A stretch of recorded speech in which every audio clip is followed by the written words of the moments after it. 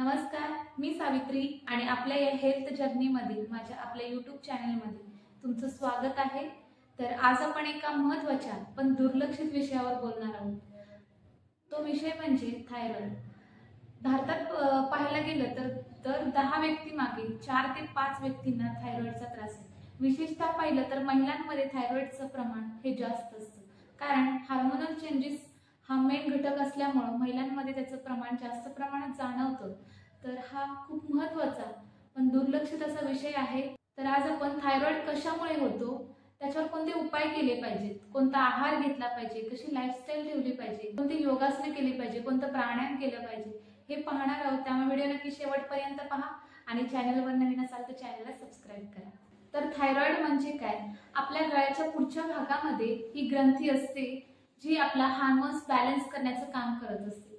तर त्याच्यामध्ये दोन हार्मोन्स असतात, T3 आणि T4 हे दोन हार्मोन्स असतात जे आपले मेटाबॉलिझम, एनर्जी, मेंदूचं कार्य तसेच पचनक्रिया या सगळ्याचं नियंत्रण या ग्रंथीच्या द्वारे, या हार्मोन्सच्या द्वारे केलं जातं। जर त्याच्यामध्ये बिघाड झाला तर आपल्याला दोन प्रकारच्या थायरॉइडचा त्रास होऊ शकतो। एक म्हणजे हायपोथायरॉइडिझम आणि दुसरं म्हणजे हायपरथायरॉइडिझम। हायपोथायरॉइडिझम मध्ये जेव्हा या हार्मोन्स ग्रंथी असतात त्या कमी स्त्रवतात तेव्हा त्याला हायपोथायरॉइडिझम असे म्हटलं जातं। त्याच्यामध्ये काय होतं, अचानकपणे वजन वाढणं, केस गळणं यासारखी लक्षणं जाणवतात। दुसरं म्हणजे हायपरथायरॉइडिझम। तर ह्याच्यामध्ये काय होतं, तर ज्या हार्मोन ग्रंथी आहेत त्या जास्त प्रमाणात स्त्रवतात, तर याच्यामुळे वजन अचानक वजन कमी होणे, केस गळणे, चिडचिड होणे, हृदयाची धडधड वाढणे यासारखी लक्षणं आपल्याला जाणवू लागतात। तर हे आपण पाहिले दोन प्रकार। तर आता आपण हायपोथायरॉइडिझम मध्ये कोणते पदार्थ खाल्ले पाहिजेत आणि कोणते पदार्थ टाळले पाहिजेत ते पाहूयात। तर पहिलं म्हणजे कोणते पदार्थ टाळले पाहिजेत, त्याच्यामधील पहिला पदार्थ म्हणजे सोया प्रोडक्ट्स।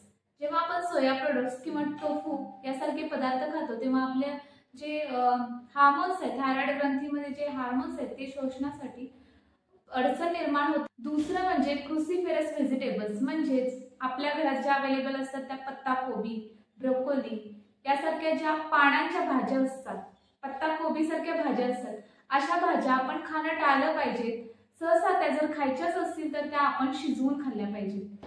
तिसरं म्हणजे जंक फूड्स, जास्त प्रमाणात स्पायसी फूड किंवा जास्त प्रमाणात साखर किंवा कॅफीन असणारे पदार्थ आपण सहसा टाळले पाहिजेत। त्याच्यामुळे आपल्या बॉडीमध्ये जे हार्मोन्सचं किंवा थायरॉइडचं काम आहे ते सुरळीतपणे चालावं याच्यासाठी आपण हे पदार्थ टाळले पाहिजे।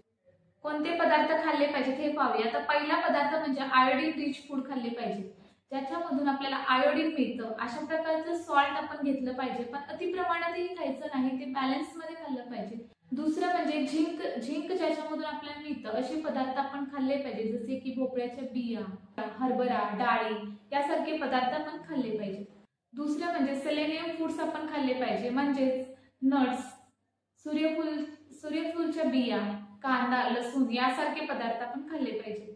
चौथं म्हणजे आपण होल ग्रेन्स खाल्ले पाहिजे, म्हणजेच नाचणी, ज्वारी यासारख्या पदार्थांचा आपल्या आहारामध्ये समावेश केला पाहिजे, जेणेकरून हे होल ग्रेन्स आपलं मेटाबॉलिझम आहे, थायरॉइडचं फंक्शन आहे ते चांगल्या प्रकारे काम करायला मदत करतं। पाचवं म्हणजे ताजी फळं आणि ताज्या पालेभाज्या खाणं गरजेचं आहे, कारण पालेभाज्यांमधून आपल्याला जास्त प्रमाणात कॅल्शियम, झिंक तसेच बाकीचे मायक्रोन्यूट्रिशन्स आहेत ते मिळत असतात। त्यामुळे आपण ताजी फळं आणि ताज्या पालेभाज्या खाणं गरजेचं आहे।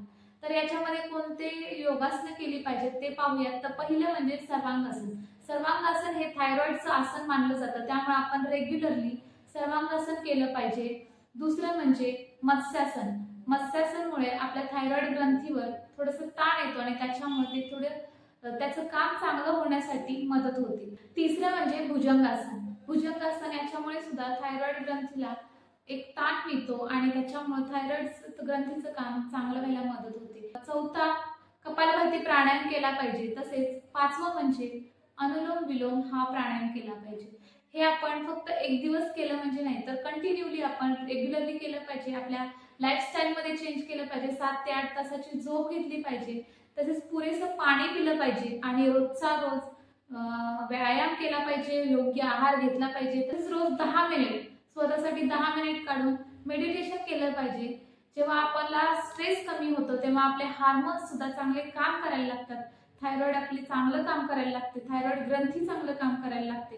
त्यामुळं जेव्हा तुम्ही मेडिटेशन करता तेव्हा जो कार्टिसोल नावाचा घटक जो आपल्या बॉडीमध्ये स्त्रावतो, ज्याच्यामुळे आपल्या हार्मोनल्स इम्बॅलन्स होतो, हार्मोन्स मध्ये चेंजेस होतात, ते होण्यापासून थांबतात. आणि त्याच्यामुळं जर आपण रेग्युलरली मेडिटेशन केलं तर आपल्याला त्याचा फायदा होतो. आपला ताण तणाव कमी होण्यासाठी किंवा मॅनेज करण्यासाठी उपयुक्त ठरतं. त्यामुळे नक्कीच हे सगळं फॉलो करा. जर तुम्हाला थायरॉइडचा जास्त त्रास होत असेल तर तुम्ही डॉक्टरांच्या सल्ल्याने औषधं घ्या.